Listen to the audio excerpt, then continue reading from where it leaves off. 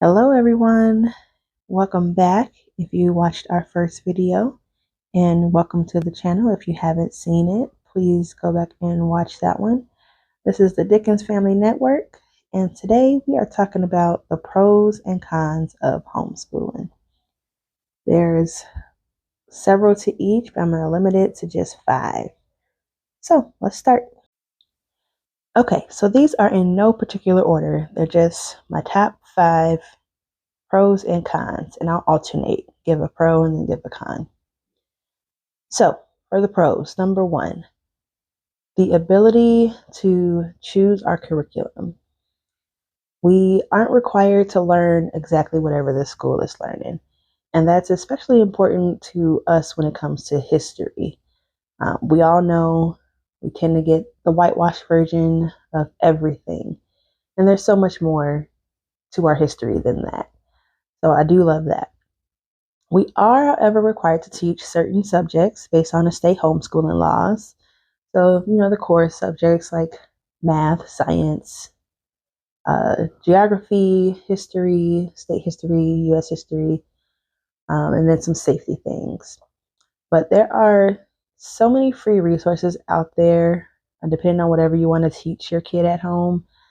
I was directed to Pinterest to find a lot of the resources that I was able to locate for us. We did buy one curriculum that we use kind of sparingly, but for the most part, we can teach whatever we want, however we want.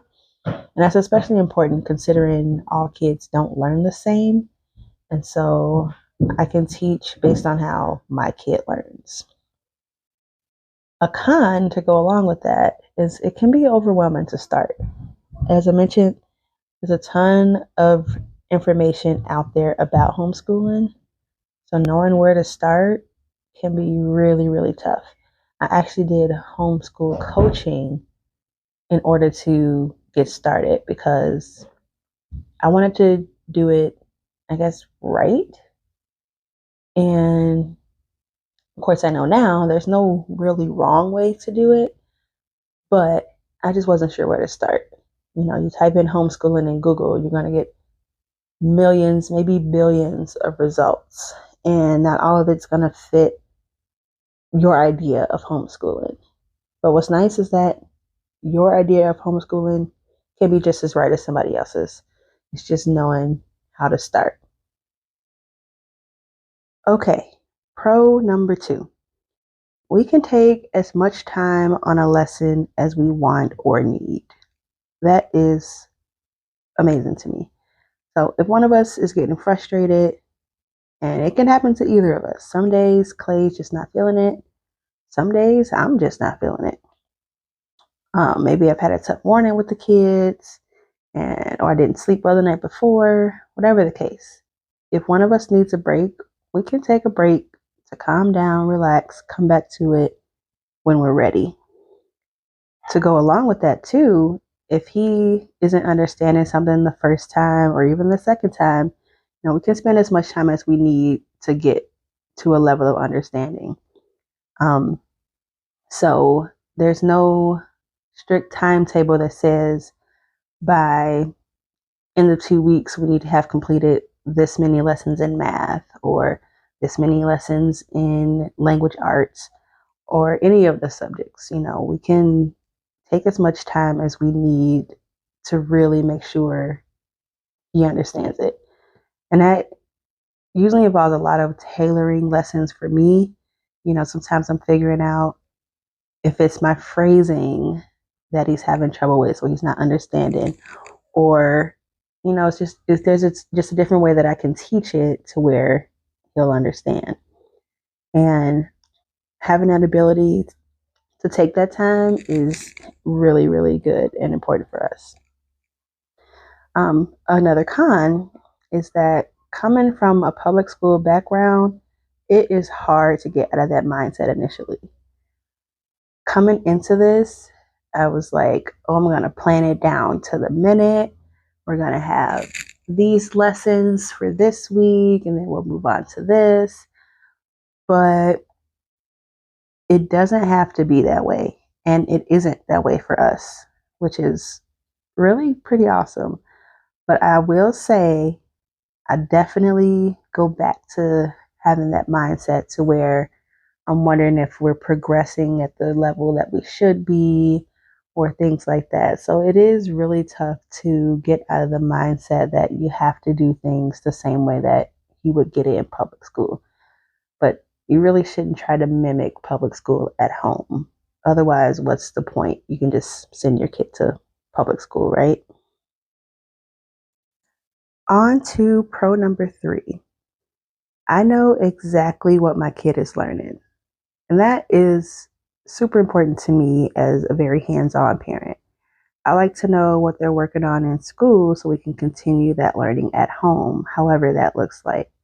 And I found myself constantly frustrated with schools, with Clay, where I would have to ask and find out, what is it they're working on? How can we continue that at home?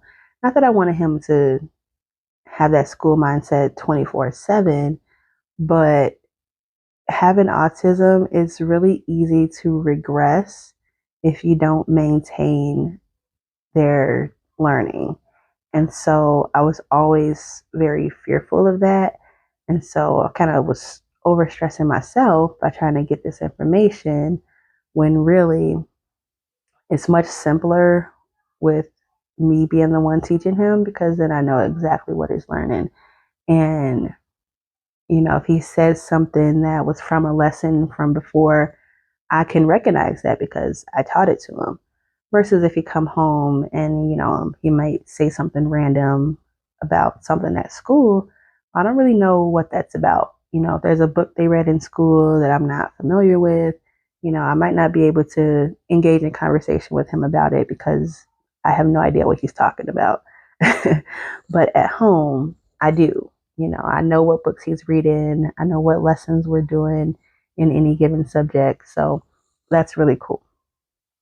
But a con to go along with that is when you're homeschooling, you're the teacher. Always. It's you. And it can be difficult to switch those hats from parent to teacher and back again. That was one of my biggest worries with Clay was that I wasn't sure if he would be able to switch into the mindset of like school learning because one minute, I'm telling him go pick up something in his room, and the next minute I'm trying to teach him some complicated concept, and he's just like, okay, I guess we're in teacher mode now. Luckily, he does really well adjusting to it. Sometimes it takes me some time to adjust. Um, as I mentioned before, maybe it was a tough morning with the kids, so I'm already pretty annoyed and frustrated, and that doesn't make for a good school lesson. I know that teachers in schools are also regular people and they have frustrations and stressors and things like that. But would I want them in the classroom, speaking to my child in a certain way because they're frustrated and stressed? No. But that can be the case with me. It's not always easy to go from strict mommy mode to now cheerful teacher mode. And so that is a con is that, you're both the parent and the teacher at all times. Right. On to number 4. So a pro for homeschooling for us is that learning can happen outside of textbooks or worksheets. Life is learning. That was part of the homeschooling law that I kind of got really hung up on. Here in Ohio, it's required, well, you have to agree that you're going to provide 900 hours of learning. And, as I'm sitting there figuring out what our school year is going to be, when is our start date, when are our breaks, when is our school year going to end for the summer, I'm counting up the days, the hours, the weeks, and, I'm like, well, 5 hours a day, 5 days a week for 36 weeks. That's how much school time he needs. So then I'm like freaking myself out trying to figure out how I'm going to fit all that in. Like 5 hours? That's a lot to try to do at home when you got other responsibilities. And so one thing that I learned when I did my homeschool coaching is that you're not saying you're going to provide 900 hours of sit down book work with your kid. They're not checking to figure out what hours you're doing down to the minute like I had initially thought. And so that's a really cool thing, is that learning can be anything. If Clay has questions about something, he doesn't ever have to be afraid to ask and worry, if the teacher doesn't have time to talk about his interests, without having to turn things into a formal lesson. There's still learning taking place. And he's learning life skills. If he's going to the store with me during the day to run an errand, he's learning about shopping, he's learning about commerce, he's learning about the economy. There's learning happening at all times. So that is a really cool thing. I figured, I got to make sure I get all this learning material, make sure I got enough worksheets for him to be working on. But learning is always happening. A con, something I alluded to a little bit in this last pro, is my kids' age difference. I got one school age kid. Clay is 6, almost 7. And then I've got Kennedy, who is 19 months. They cannot learn the same things. And this toddler is busy. Anybody who knows her knows she is on the move constantly. So school for us can't really start in air quotes, until Kennedy goes to sleep. That's usually when we do our schoolwork. And our days are only, 1 to 2 hours of lesson.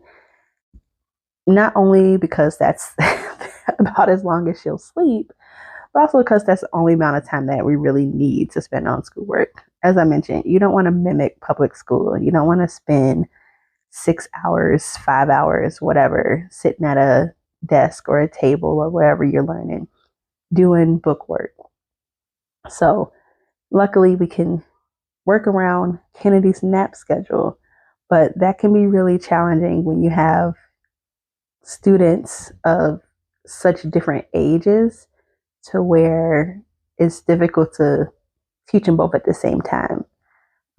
I think as Kennedy gets older and is better able to attend and, sit for a little bit, it'll become a little bit easier. We can kind of incorporate her in our school days with age appropriate lessons for her. But right now, it can be pretty tough, because Clay's a school age kid and Kennedy is not. Okay, I know I said at the beginning these were in no particular order, but this is definitely my favorite pro of homeschooling. It's the flexibility in our schedule. I can schedule appointments without worrying about conflicting with school. School can start and end whenever we both want, although, like I said, kind of based around Kennedy's snap schedule too. But then also learning can be anywhere. Our first week of school, we had to start at my parents' house unexpectedly, which is in a whole nother state. And so it was challenging, but we made it work. We can choose to do schoolwork some days and choose not to a lot of days. What's really cool is that days that I'm thinking we're just going to take a break, Clay will ask to do some schoolwork, which is so fun for me as his teacher and as his mom. But yeah, just the ability to make it however we want to make it. There's no set start and end time for our school day. And there's nothing that says there needs to be. It's really so flexible. And I absolutely love that for us. And then same for the cons. This is definitely my top con, is constantly being worried if I'm doing enough. And that's in air quotes. Because what is enough? Again, that comes from having that public school mindset that's really hard to let go of, to where even unconsciously, I'm measuring us to what he would be doing if he were in school. I'm wondering, am I moving too slow through certain lessons? should he be learning this versus that right now? Am I teaching things in an order that he would normally get in school? I'm definitely constantly worried about that. And so, if he was in public school, I wouldn't question it, right? I would trust that the teachers there are doing things the way they should be done. But at home, there is no should be, right? I'm just kind of figuring it out as I go along. And so that can be stressful, especially for somebody like me who needs like structure like that, to where, just tell me the order in which we're doing this and I'll knock it out. But homeschooling isn't like that, or it doesn't have to be. I'm not in everybody else's home, so I can't speak for them. But for us, we're trying to adopt a mindset that as long as he's learning, everything's okay. We don't have to worry about if we're doing enough, because by whose standards are we doing enough or not doing enough? So, but that's definitely the top con for me for homeschooling. All right, everyone, that's it for today's video. Thank you for watching, especially if you made it here to the end. We'll see you next time. Don't forget to subscribe, like, and share this video. Bye.